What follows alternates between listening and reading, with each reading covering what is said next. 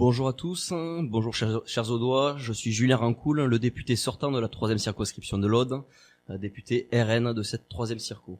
Donc je suis natif de Limoux, je suis conseiller municipal de la ville de Limoux depuis 2020. Je suis engagé en politique depuis 2011 auprès de Marine Le Pen. Et donc j'ai souhaité m'engager très jeune, à l'âge de 17 ans et demi, parce que je voyais le déclin de mon pays devant mes yeux. Et j'ai souhaité ne pas rester simplement spectateur et être acteur justement de ce destin. Et aujourd'hui je vois que mes idées sont aux portes du pouvoir. Donc je suis rentré en politique assez jeune. Mon mouvement m'a fait confiance assez rapidement dans différentes élections. J'ai été candidat à différentes élections municipales, départementales, régionales. En 2020, j'ai été tête de liste aux élections municipales de Limoux. Durant ces 4 ans de mandat, nous avons porté un certain nombre de sujets. Nous avons été une opposition constructive.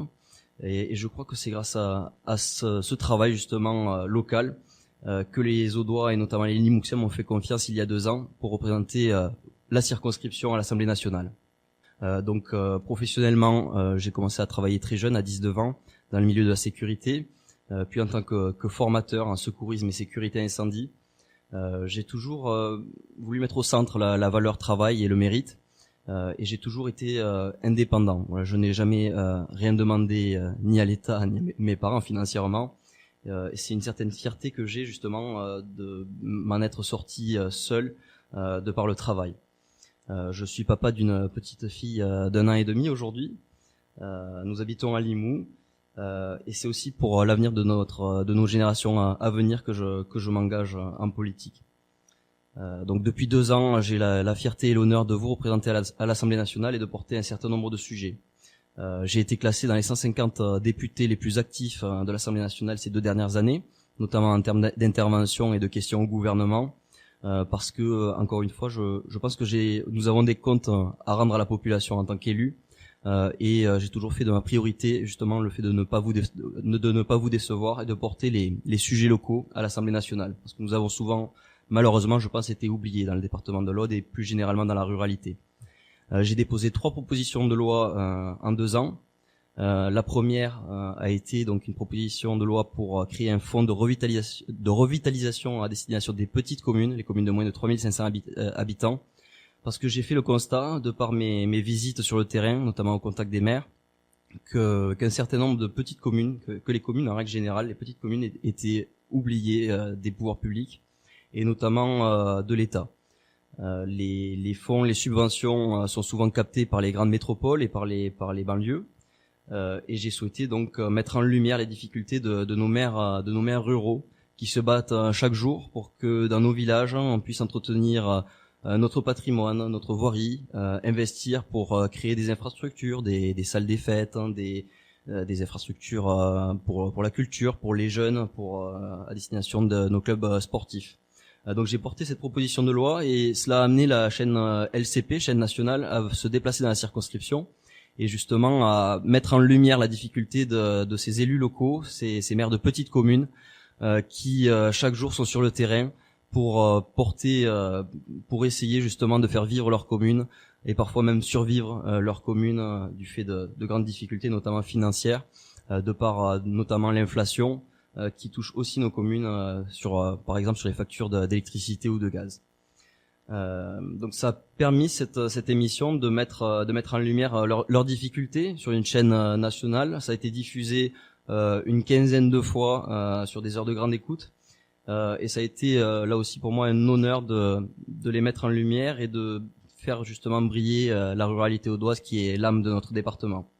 J'ai porté une 2e proposition de loi visant à exonérer de taxes foncières les associations, parce que là aussi il y a une injustice qui subsiste. La taxe d'habitation a disparu pour les particuliers récemment, et les associations ont été oubliées par cette réforme. Or, je pense que les associations, là aussi, jouent un rôle important dans nos territoires pour faire vivre nos communes, pour faire vivre nos territoires, pour faire vivre nos quartiers. Et j'ai souhaité justement leur donner un coup de main pour les exonérer de cette charge qui les pénalise parfois et qui leur évite, qui leur empêche de faire des investissements peut-être plus importants pour eux à destination de leurs adhérents ou de la population en règle générale. Et puis j'ai fait une troisième proposition de loi au sujet des sapeurs-pompiers volontaires. Alors c'est une proposition de résolution plus précisément. C'est un sujet qui me porte vraiment à cœur. Et donc j'ai souhaité faire une proposition de loi pour mettre en sécurité nos pompiers volontaires qui sont aujourd'hui mis en danger par l'Union européenne, qui souhaite les considérer comme des travailleurs, ce qui engendrerait d'impacter directement leur possibilité de prendre des gardes, parce qu'il faudrait donc respecter les temps de repos, et ils ne pourraient pas enchaîner donc les temps de repos après leur temps de travail des gardes, ce qui pénaliserait directement notre ruralité, car comme vous le savez, 80% des sapeurs-pompiers sont des sapeurs-pompiers volontaires, et ce chiffre est encore plus important dans la ruralité, et ça pénaliserait directement notre département de l'Aude. Dieu sait qu'on a besoin de nos sapeurs-pompiers volontaires dans la ruralité, notamment aujourd'hui dans une période où la désertification médicale est une réalité. Et puis j'ai une quatrième proposition de loi qui est dans les tuyaux, que je n'ai pas pu encore déposer du fait de la dissolution, visant à développer les formations au premier secours auprès de la population, parce que là aussi c'est un enjeu important pour l'avenir. Aujourd'hui la France a énormément de retard, nous avons moins de 30% de la population qui est formée aux gestes de premier secours, et cela impacte directement le taux de survie des personnes concernées par un problème de santé tel qu'un arrêt cardiaque par exemple. Donc je souhaite généraliser la formation au premier secours, notamment dans nos écoles, afin de garantir une meilleure couverture des personnes formées aux gestes de premier secours, et garantir un meilleur taux de survie justement pour les personnes concernées par un problème de santé. Et là aussi je pense que ce serait d'autant plus utile dans la ruralité. Au niveau des dossiers locaux, j'ai porté un certain nombre de sujets qui me semblent majeurs pour le territoire, tels que le SMUR de Quillan, qui était menacé de fermeture plusieurs semaines l'été dernier. Et donc j'ai porté ce sujet dans l'hémicycle, ce qui a permis, je le crois, l'été dernier, de ne pas fermer une seule semaine cette antenne, qui couvre quand même une population de plus de 40 000 personnes et un secteur géographique très important. Voilà, c'est pas parce qu'on habite dans la ruralité qu'on doit être considéré comme des sous-citoyens et avoir moins de services publics et moins de chances là aussi de survie en cas de problème médical. Donc j'ai souhaité porter ce dossier avec succès jusqu'à présent. J'arrive à la fin de mon temps de parole, donc je vais m'arrêter là. Je vous remercie d'abord de m'avoir fait confiance pour ce premier tour et de m'avoir porté largement en tête de ce premier tour. Ne vous laissez pas intimider, ne vous laissez pas donner des leçons de morale par nos opposants. Soyez fiers d'être Français, soyez fiers d'être audois, et dimanche, allez voter. Je vous remercie.